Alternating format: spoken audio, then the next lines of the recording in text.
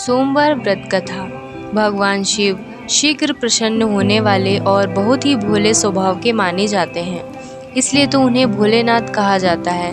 माना जाता है कि शिव जी को प्रसन्न करके और उनकी कृपा पाने के लिए किसी कठिन अनुष्ठान की आवश्यकता नहीं होती है। वो अपने भक्त की सच्ची श्रद्धा से की गई आराधना से खुश हो जाते हैं। सोमवार का व्रत रखने व इस दिन से जुड़ी कथा का पाठ करने से जातक के घोर संकट भी कट जाते हैं। बहुत समय पहले की बात है, किसी नगर में एक साहूकार रहता था। उसका धन धान्य व सभी सुख सुविधाओं से भरा हुआ था। बस कमी थी तो एक संतान की। संतान पाने के लिए साहूकार हर सोमवार को उपवास रखता था और शिव मंदिर जाकर पूरी आस्था से शिव पार्वती की पूजा अर्चना करता था। उसकी अटूट भक्ति से माँ पार्वती प्रसन्न हुई और भगवान शिव से निवेदन करने लगी कि हे स्वामी, आप तो अपने भक्त की पुकार शीघ्र सुन लेते हैं, कृपया साहूकार पर भी दया करें और उनकी मनोकामना पूर्ण करें। माता पार्वती की विनती सुनकर भगवान शिव कहने लगे, हे देवी, हर प्राणी को अपने अच्छे बुरे कर्मों का फल भोगना ही पड़ता है, यही संसार की रीत है। ये सुनकर पार्वती जी साहूकार की मनोकामना पूर्ण करने के लिए शिव जी के हट करने लगी।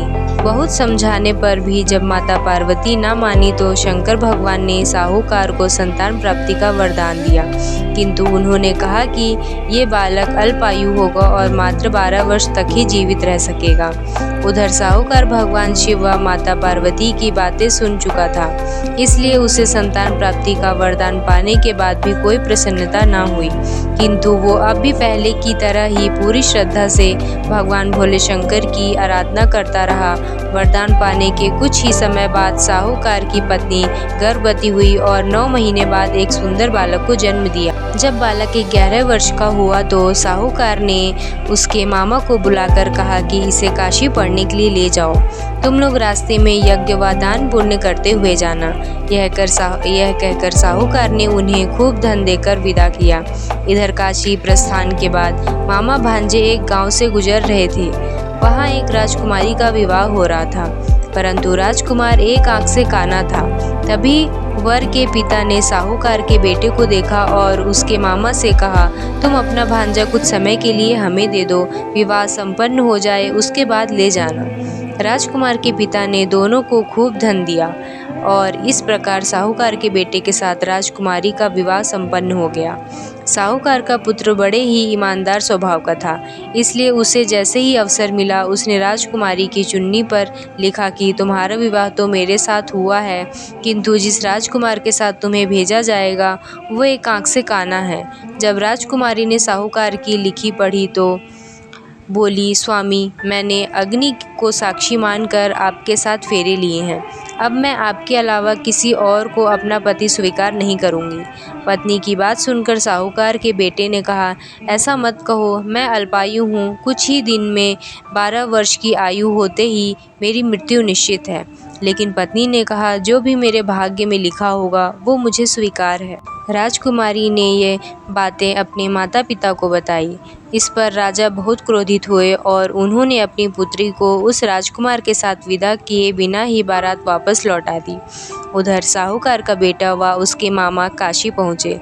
वहाँ जाकर दोनों ने कई यज्ञ अनुष्ठान किए और साहूकार के बेटे ने विद्या ग्रहण करना शुरू किया। जिस दिन बालक 12 वर्ष का हुआ उस दिन भी मामा भांजे दोनों यज्ञ करने जा रहे थे, किंतु अचानक साहूकार के बेटे की तबीयत बिगड़ने लगी। उसने अपने मामा से कहा, मामा, मेरी तबीयत कुछ ठीक नहीं लग रही है। यह सुनकर मामा ने उसे अंदर जाकर आराम करने को कहा। बालक अंदर जाकर आराम करने लगा, किंतु आज ही के दिन उसकी मृत्यु निश्चित थी, अतः कुछ ही समय उसने प्राण निकल गए। भांजे की मृत्यु होने पर मामा विलाप करने लगे। संयोगवश उसी समय भोलेनाथ व पार्वती जी उसी रास्ते से जा रहे थे। माता पार्वती ने शिव जी से कहा, हे स्वामी, हे गरुड़ स्वर, किस ओर से आ रहा है? मुझसे यह सहन नहीं हो रहा है, कृपया आप इस व्यक्ति के कष्टों का निवारण करें। माता पार्वती की विनती सुनकर जब भगवान शिव मृत्यु बालक के पास पहुँचे तो देखा कि ये उसी साहूकार का पुत्र है जिसका जन्म मेरे वरदान स्वरूप हुआ था और अब इसका जीवन पूरा हो चुका है। माता पार्वती दुखी होकर कहने लगी कि हे प्रभु, इस बालक को मृत देखकर इसके माता पिता वियोग में अपने प्राण त्याग देंगे, इसलिए कृपया आप मेरी विनती सुने और इस बालक को जीवन दान दें। पार्वती जी के निवेदन पर भोलेनाथ ने उस बालक को जीवन दान का वरदान दिया। शंकर जी के आशीर्वाद स्वरूप बालक फिर से जीवित हो गया। उसने अपनी शिक्षा पूरी की और अपने मामा के साथ नगर लौट पड़ा। दोनों चलते चलते उस नगर में पहुंचे जहां राजकुमारी के साथ बालक का विवाह हुआ था। वहां पहुंचकर उन्होंने एक यज्ञ का आयोजन किया जिसमें उस नगर के राजा यानी राजकुमारी के पिता भी शामिल हुए। उन्होंने साहूकार के बेटे को देखते ही पहचान लिया और महल में ले जाकर उसका खूब आदर सत्कार किया। इसके बाद राजा ने अपनी पुत्री को बालक के साथ विदा कर दिया। इधर साहूकार पति पत्नी कई दिनों से भूखे प्यासे रहकर बेटे के वापस आने की राह देख रहे थे। उन्होंने निश्चय किया था कि यदि उसके बेटे की मृत्यु हो जाएगी तो वे भी प्राण त्याग देंगे। लेकिन उसी रात भगवान भोलेनाथ साहूकार के सपने में आए और कहा, हे साहूकार, मैंने तेरे सोमवार के व्रत करने और व्रत कथा सुनने से प्रसन्न होकर तेरे पुत्र को पुनः जीवन दान दे दिया है। बेटे के जीवित होने का समाचार पाकर दंपति बहुत खुश हुए और भगवान शिव पार्वती को बारंबार प्रणाम किया। तो बोलो भोलेनाथ की जय।